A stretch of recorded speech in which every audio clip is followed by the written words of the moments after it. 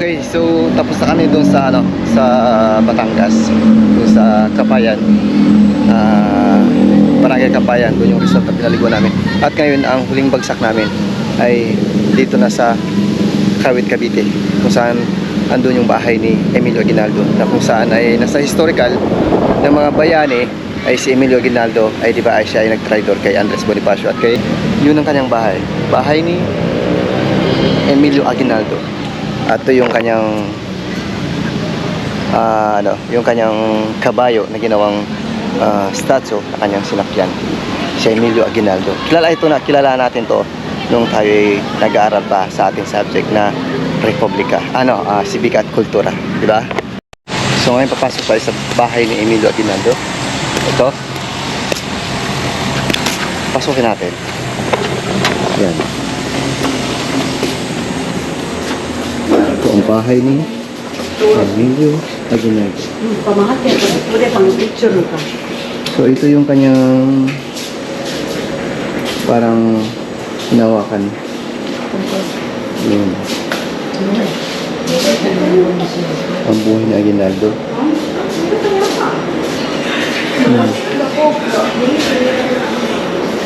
So ito na picture ni Emilio Aguinaldo. Ito yung dati ito. Ayan.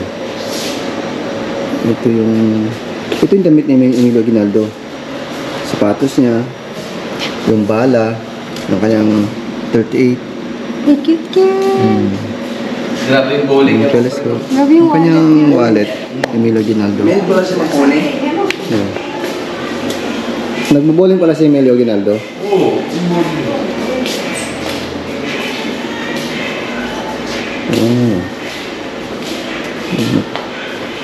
Ito yung mga litrato during digmaan sa kanyang kapanahunan. Ano mo lang? Ito. Yan. Kagandahan nito mga papasok ka sa ganito, parang nagpa-plaspak sa yung mga history. Yan. Ito yung paano magdigma. At ito naman yung kanyang parang espada. Emilio Aguinaldo. Ito na. Sulat ko lang niya.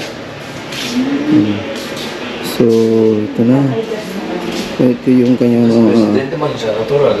kanyang mga... Siya yung naging unang presidente. Ano to? Ang tawag dito? Mga pin, Yung mga dito. kanyang pin, oh. Parang patches. Mga medal. Yung naging general siya. Magkasama Tsaka medal yun. Magkapardutan Rizal. nesa. Kaya mabilalo ito po. Ganyan. Ito siya, itong mga letter. Gawa niya yan? Paper amulets. Handwriting yun. Handwriting niya. Ito yung dating bandera ng Pilipinas. Gawa niya. Gawa niya. Siya nagdisenyo. Yup. So, Aguinaldo. Siya nagdisenyo talaga. Itong kagandahan na pumapasok sa ganito, mabalik yung nilang hapon. Yung mga history ng nakalipas na panahon. Ito yung gamit niya, lagayan ng damit. Si Emilio Aguinaldo. Naka-preserve yan. Ito yung damit niya pag nilalamig. Si Emilio Aguinaldo. Ito yung relo niya. Oo, sa kanya talaga yan.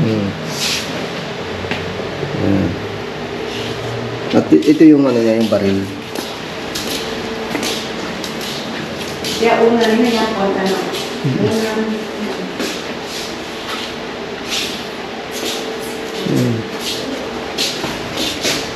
Kasi mo, So, pre. hindi natin papatayin Ha? itong video natin para tuloy-tuloy. Walang cut-cut. Ito yung parang niya. Anong tawag dito? Parang ledger book yun. Oo. So hanggang dito. Kaya talaga yan, no? Oo. Yung damit niya. Damit ni Emilio. Grabe ka man. Damit ni Emilio Aguinaldo. Pakalawakan yan. Oo, hawakan niya. Ito yung mga dating mga bahay dito sa Kawit, Cavite. Grabe yung mga sapatos dati, no? So, ito yung kanyang baril, espada. Oh, espada, baril. Ito klase mga baril dati, ano?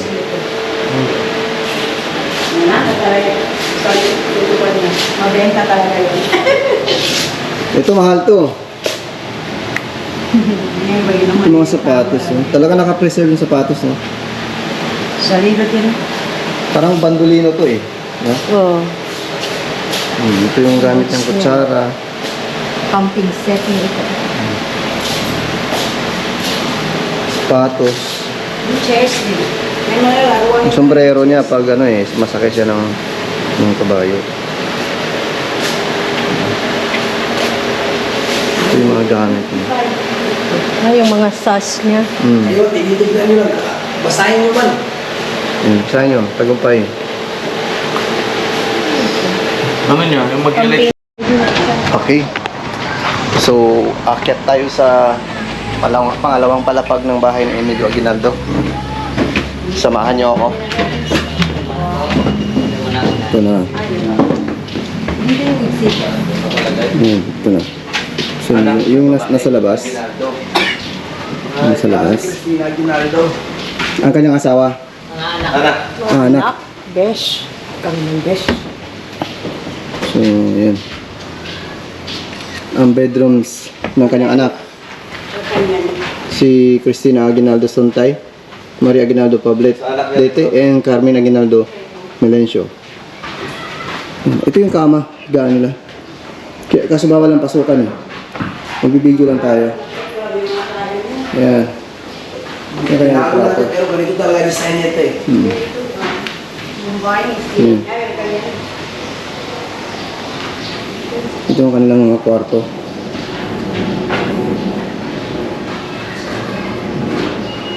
Pa-preserve talaga yung kwarto. Naka-intact.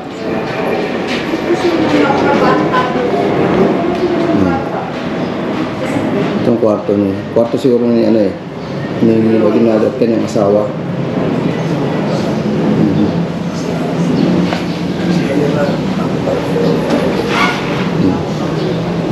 Ito. May bathtub pa pala. Okay, ito sabi ko. More than 100 years na to.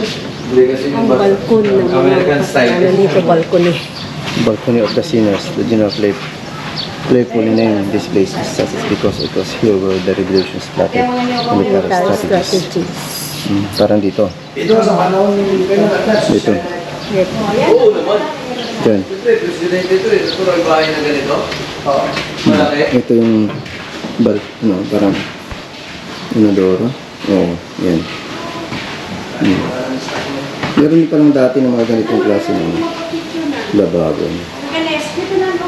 Yan. Picture mo kami dito. Makita yung dito. Okay. Kita kami yan, ha? Makita yung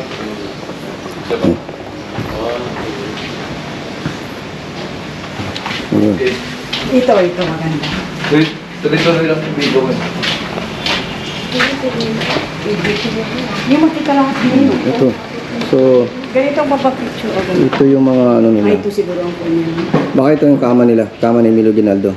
Si General Aguinaldo.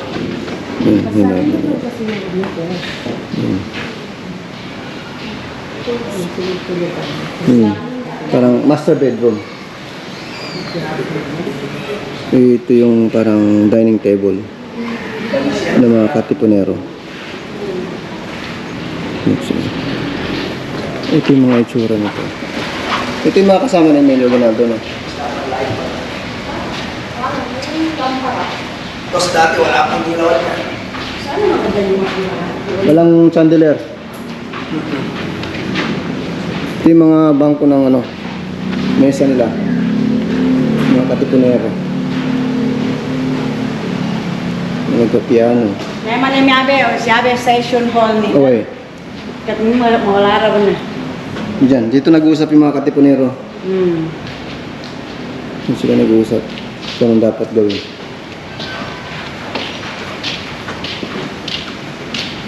Ito yung mga litrato nila. nakakatakot dito magtama. Libot-libot para mag-isa pag-gabi. Oo. Siyempre, matagal naman gamit. Yun. Yung dining kusina. Ha? Kaya mga baso din na namin. Yan. Ito yung mga picture na nila Jose Salamanca, Pio del Pilar, Baldomero Aguinaldo, Jose Coronel, Vito Belarmo, Pantaleon Garcia, Candido Treno, Isidro Torres, Okay dito. Maria Torres, Luis Rolokban, Pablo Tixon, Thomas Mascardo, Santiago Alvarez, Ricardo Cardenas, Crispolo Aguinaldo, Gregorio del Pilar, Jose Ignacio Paulo, Daniel Terreno, Antonio Luna, Arte Lube, Ricarte. Walang litrato ni ano dito ah. Mama, bawal. Kasi walang kung ganyan ang sabi niya sa iyo pa. Hindi gusto ko makita. Ito yung mga litrato nila. Bawal pala. So ito na yung bahay ni Emilio Aguinaldo, pang malapitan. Philippines Independent proclaimed here June 12, 1898. Merong KKK, di ba yung pinirmahan? Katastasan, kagalang-galang at katipunan ng bayan.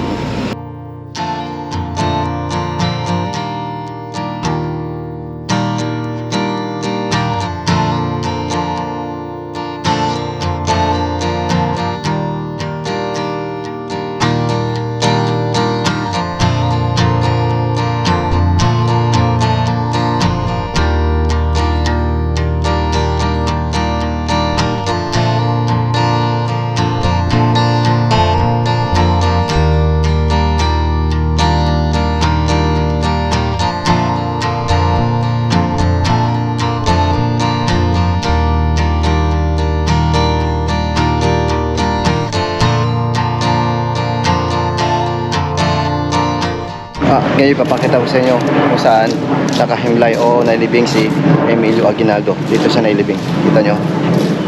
Yan. Diyan siya nailibing. Siya ay pinanganak noong 1869 at pumanaw noong 1964. Yan yung kanyang 69, 1969. libingan.